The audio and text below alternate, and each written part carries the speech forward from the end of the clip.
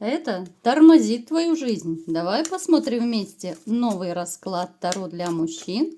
Как всегда, с вами Вика. Настраивайтесь на расклад.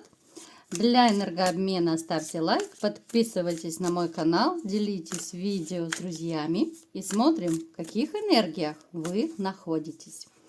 А для записи на личный расклад и на диагностику негатива телефон под видео. Итак, мои хорошие, вы человек, который в своей жизни пережил много, скажем так, неприятных моментов, да? Это могли быть унижения, это какие-то оскорбления, причем здесь проигрываются, возможно, даже совсем близкие люди. Те, которые просто входят в ваш близкий круг людей, ваше такое окружение, да, которое не совсем близкое, мы даже не берем во внимание.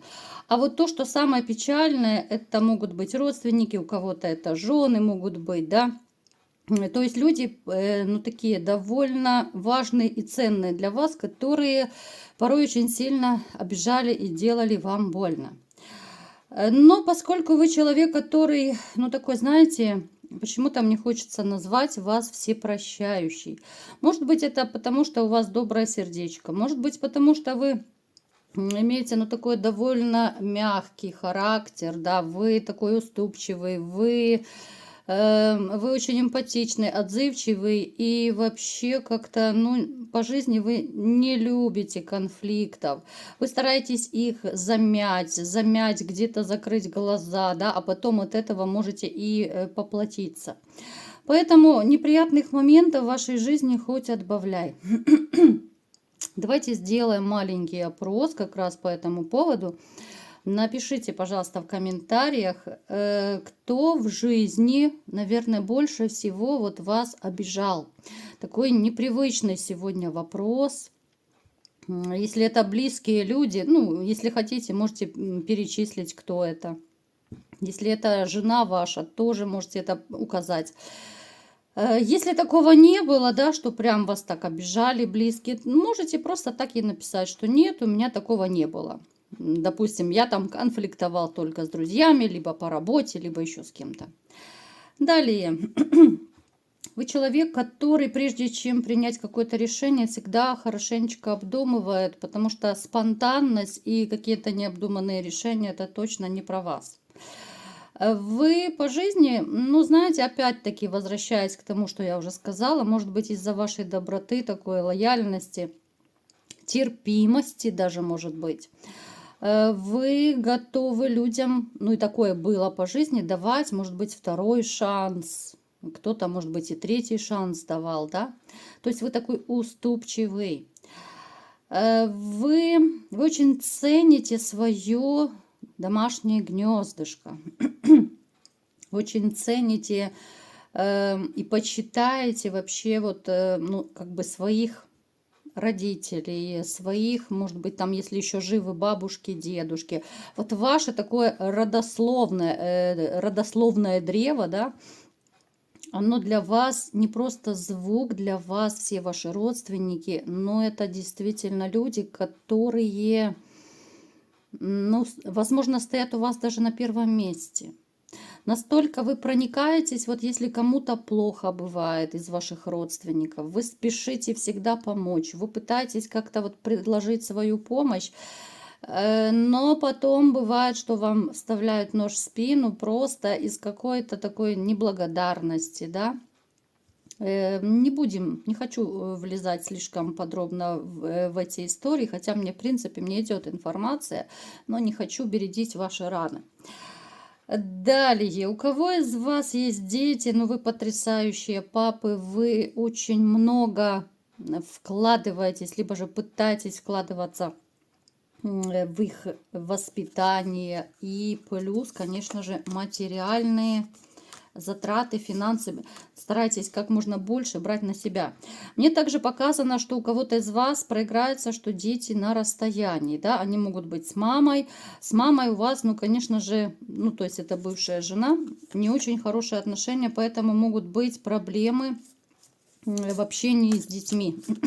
Ну, это, то есть, та пресловутая такая ситуация, когда жены через детей пытаются мстить либо давить на своих мужей, да, поэтому может еще проиграться, что вот вы хотите, да, вы готовы, хоть и каждый день видеться с ребенком, но бывшая не разрешает. Абсолютно не жадный человек, абсолютно точно подельчивый, вот подельчивый для всех, для каждого. Абсолютно, вот знаете, жадность это, ну, точно не про вас. Что еще о вас подскажут? Страстный ревнивец. Ох, какой ревнивец. Очень хороший любовник. Но, мальчишки, мне такая информация сейчас пошла. Среди вас есть те, опять же, я делаю акцент на том, что это общий расклад, потому что информация мне пошла довольно деликатная. Среди вас есть те, которые, ну, как бы по жизни, а может быть даже и сейчас, кто-то пользуется услугами тех самых пресловутых ночных бабочек. Это не обязательно, что там чуть ли не на трассе вы там останавливаетесь, да, ну то есть это могут быть еще какие-то старые ваши подружки, но с которыми вы расплачиваетесь как-то, да, кто подарком, кто деньгами, кто еще как-то. Ну это такой, знаете, взаимный обмен услугами, если это можно так назвать, да, за то, что вам дарят ласку и тепло, вы пытаетесь как-то отблагодарить. Ну, это такое, дружба организмами я обычно называю. Это не то удовольствие, которое могло бы быть, и вы это прекрасно понимаете. Но есть среди вас те, кто пользуется такими услугами. Я еще называю таких женщин служба спасения 911. Да, это такая скорая помощь для вашего бобика. Кто хочет, можете в комментариях отозваться, кто пользуется, либо пользовался такими услугами. Мне интересно будет почитать. Но с женщинами вот как-то ни пруха, ни везуха. И то, что я вижу, вот вам женщины по жизни могут попадаться одного типажа, может быть даже одинакового характера. Какие-то вот они властные могут быть. То, что они себя любят, это даже не обсуждается. Но вот какой-то жесткий характер. Они могут быть такие хладнокровные. Вот почему-то мне с лягушками идет ассоциация, знаете, ну такая эмоционально холодная, от нее ласки, как зимой снега не выпросишь. Ну то есть дамочки, от которых вы точно недополучали в жизни нежность и ласку. Ну это если коротко, давайте-ка смотреть все-таки, что же тормозит вашу жизнь. Будет такой, наверное, сегодня у нас немножко и психологический расклад, да, кто не знает, я психолог, поэтому пытаюсь еще как-то вам вот донести информацию, да, какие-то маленькие подсказочки сделать, кто хочет, берите себе на заметку. Итак, что же сразу нам покажут, что тормозит вашу жизнь? Мне сразу показаны страхи. Страхи перед чем? Страхи перед будущим и страхи перед новыми отношениями. Смотрите, мои хорошие, опять-таки поясняю. Страх – это большая движущая сила. Если у любого человека есть хоть какой-то малейший, это может быть даже подсознательный страх, у кого-то осознанный, это очень большое препятствие к вашему личному счастью. Почему боитесь женщин? Не то чтобы прям женщин, да, а опасаетесь как бы отношений. Одно вытекает из другого. Да, опять же, это такой привет из прошлого. Это все благодаря вашим прежним женщинам, либо же одной женщины. Поскольку вы очень сильно натерпелись в прежних отношениях, да, поскольку были там и унижения, и оскорбления, здесь и выгода была, вы знаете, что ваша женщина большая любительница денежек, подарков, поэтому у вас уже, ну, такой, ну, панический, может быть, страх, только не наступить на те же грабли. Это большая сила, страх, да. Я бы вот вам просто посоветовала, если вы понимаете, что сами не можете справиться, обратитесь к специалистам. Потому что я вижу то, что, опять же, по раскладу, я вижу то, что ваша личная жизнь, может быть, остановилась, либо же еще может проиграться, вы пытаетесь даже знакомиться, но как-то все быстро это рушится, да, вы не можете найти ту самую единственную, и вам может казаться, что все женщины плохие, все не такие, а все из-за вашего страха. Вы можете подсознательно, неосознанно в каждой женщине, с которой вы знакомитесь, вы можете находить какой-то подвох, хотя этого в ней может и не быть. Вот вам может казаться, что она корыстная, да, потому что у вас страх перед такими женщинами, а на самом деле она не такая. Вы уже вы видите то, чего нет. Как говорят, у страха глаза велики. Вот это, наверное, про вашу ситуацию. Многие из вас не имеют женщин вот именно из-за страха. Из-за страха не наступить на те же грабли. Поэтому, ребят, забегая вперед, если вы ничего с этим не будете делать, страхи сами по себе никуда не денутся. Есть еще такая, смотрите, маленькая подсказка, есть такая методика в психологии. Если вы чего-то боитесь, нужно сделать это через силу. Пытайтесь, знакомьтесь, как-то старайтесь абстрагироваться от своих мыслей, отвлекайтесь. Как только начинаете вот сами себя накручивать, что вот и она, и следующая такая сякая будет, да, вот пытайтесь отвлекаться, избавляйтесь, пробуйте сами от страхов, и вы поймете, что у вас получится. Если же у кого-то из вас очень сильно запущена эта история со страхами, ну без специалистов вы не обойдетесь. Далее, страх измены. Страх измены, это, я думаю, многих из вас касается, потому что, ну, опять же, да, вот мужчина с рожками пресловутыми у нас показан. На самом деле, ведь вы человек, который прекрасно все видит и понимает. Вы достаточно умные ребята у меня. Но так уж получилось, что в вашей жизни произошла измена. Измена, которую вы по сей день не можете простить, забыть и так далее. Она укоренилась очень сильно в вашей душе. Причем, даже я вам скажу так, в вашем окружении есть женщина, которой, может быть, вы даже симпатизируете, на которую вы глаз положили.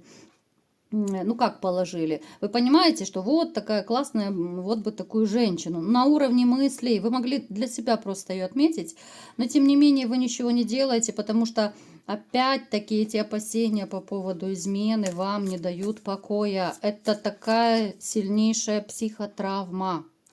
У кого-то больше, у кого-то меньше. Как вы это все переносите, зависит исключительно от вас, от вашего организма, от вашей психики, от вашей нервной системы. Здесь очень много факторов смешано. Поэтому вот второе, что бы я отметила, да, вот это опять же касается, ну, можно назвать в принципе и страхами, и опасениями, да, чтобы вам не изменили. Вот выгода, да, и измена — это, наверное, самые такие большие факторы, которые тормозят вашу жизнь. Что еще может тормозить вашу жизнь? Смотрите, кто-то из вас очень сильно увлекся зарабатыванием денег.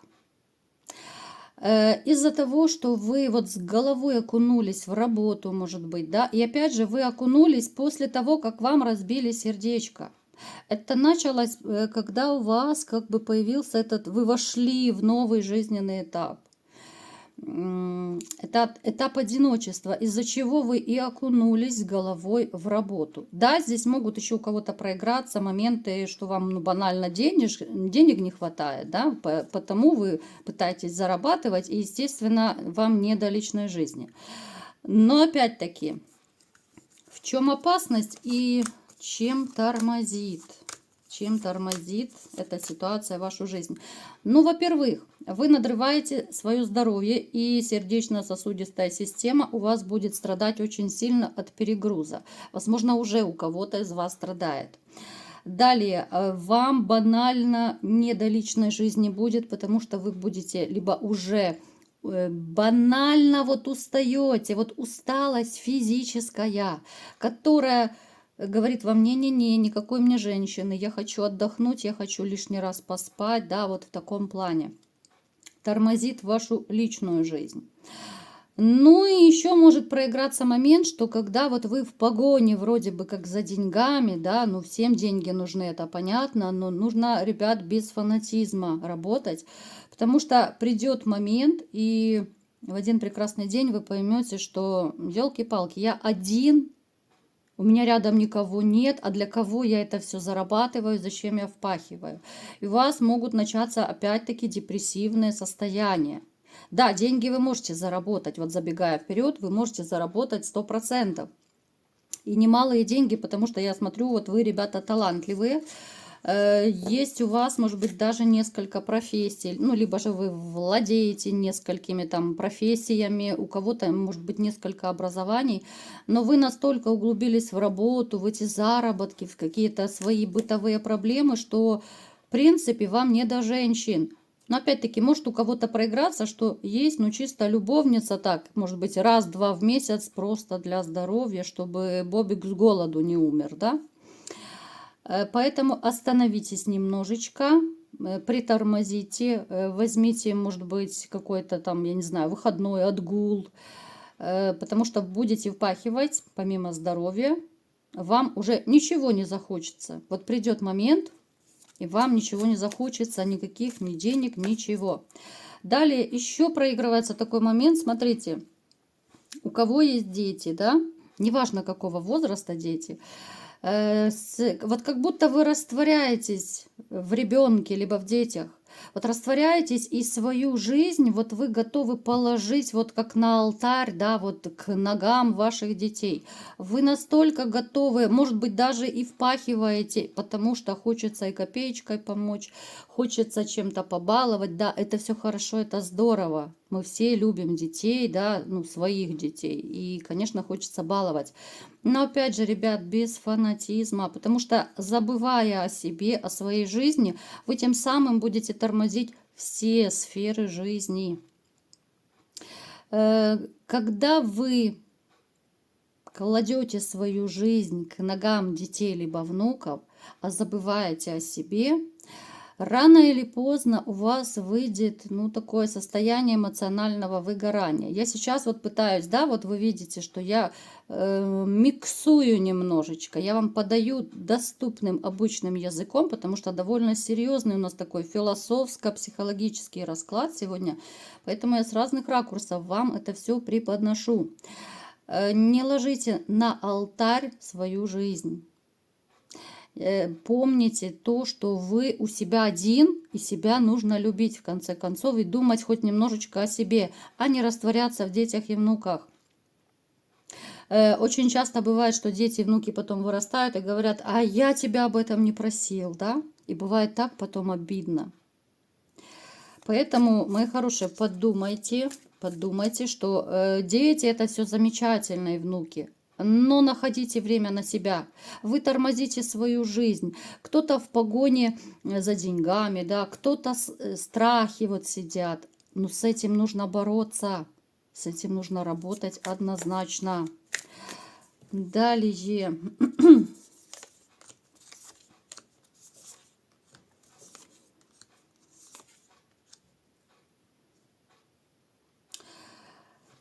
Кто-то из вас, опять же, мне показано, что здесь могут быть проблемы по здоровью. Причем вы можете знать, да, что там, ну, есть какая-то болячка, может быть, она хроническая, неважно. Но вы махнули на себя, на себя рукой и думаете, а была не была, само пройдет как-то, да, вот, ну, рассосется, типа того. Не пройдет и не рассосется. Опять же, здесь могут переплетаться моменты, о которых я только что говорила. Банально вы настолько загружены работой, что вам некогда пойти, там, может быть, обследоваться, какие-то анализы сдать, либо в больничке подлечиться. Вы махнули рукой на свое здоровье. Отсюда все вытекающие последствия: обострения заболевания, плюс может присоединиться еще какое-то, ну, сопутствующее, да, либо же какие-то осложнения могут начаться, ну, в зависимости от того, что вас беспокоит, какой диагноз. Поэтому, опять же, если вы пустите все на самотек и своим здоровьем не займетесь, а здоровье это, ну, самая большая ценность, это, наверное, все знают, когда нет здоровья, то не хочется ничего. Хочется просто вылечиться, чтобы у тебя ничего не болело. И, и ты готов уже любые деньги заплатить, а порой бывает, к сожалению, поздно. Поэтому, ребят, у вас не критичная ситуация. Я никого не хочу пугать. Просто помните, что если у вас есть какие-то заболевания, которые вас беспокоят, ну, сходите, ну, сделайте какое-то очередное, да, там, плановое обследование, либо же пройдите лечение, если это требует, потому что вы таким образом, если обострится ваша ну, болезнь, либо еще что-то присоединится, вы затормозите реально вообще все свои сферы жизни. Помимо того, что вам будет не до женщин, вам будет даже, может быть, не до работы, потому что, опять-таки, это зависит от той болячки, которая есть.